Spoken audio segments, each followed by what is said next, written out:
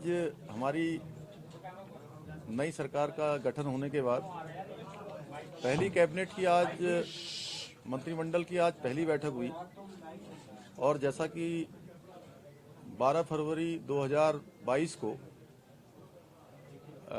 मैंने और मेरी पार्टी ने उत्तराखंड की देवतुल्य जनता के समक्ष ये हमने संकल्प लिया था कि हमारी नई सरकार के गठन होते ही हम यूनिफॉर्म सिविल कोड उत्तराखंड के अंदर लेकर आएंगे।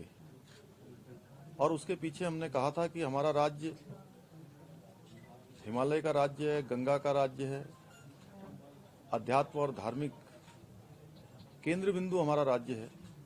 हमारी यहाँ की धार्मिक विरासत है, हमारी अपनी संस्कृति है, सैन्य बाहुल्य हमारा प्रदेश है।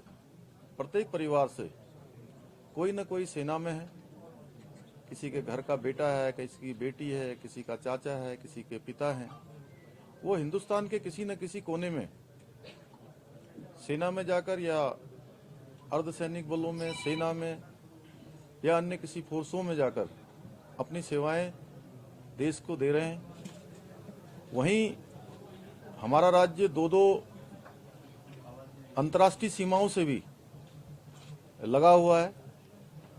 ऐसे में जरूरी है कि उत्तराखंड राज्य के अंदर एक ऐसा कानून होना चाहिए जो सभी के लिए समान हो।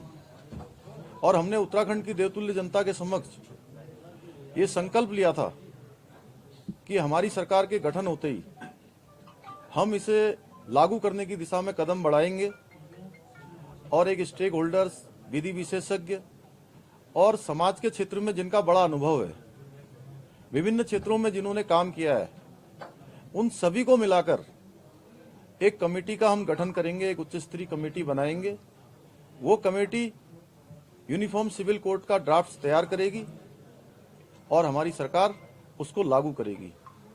भारत के संविधान के अनुच्छेद 44 में भी राज्य सरकारों के लिए इसका प्रावधान किया गया है कि राज्य सरकारें अपने प्रदेश में इस प्रकार की व्यवस्था को लागू कर सकती हैं और केंद्र को प्रस्ताव भेज सकती हैं। साथ ही बीच बीच में माननीय उच्चतम न्यायालय के द्वारा भी इस पर लगातार नाराजगी व्यक्त की गई थी कि ये यूनिफॉर्म सिविल कोड लागू नहीं हो पा रहा है। इसलिए हमने तय किया, आज हमारी सरकार ने, आज मंत्रिमंडल ने हमने तय किया कि हम जल्द से जल्द इसको लागू करेंगे।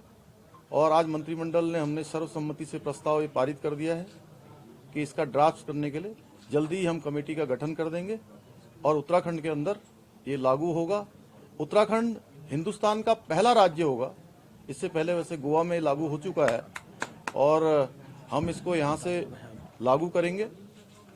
और ये अपेक्षा भी मैं करता हूँ कि उत्तराखंड जिस प्रकार से देवभूमि है, इस देवभूमि के आज नई सरकार ने जिस प्रकार का कदम उठाया है, ये हम अन्य राज्यों से भी अपेक्षा करेंगे कि वो इस कानून को अपने अपने राज्यों में भी इसे लागू करें। धन्यवाद।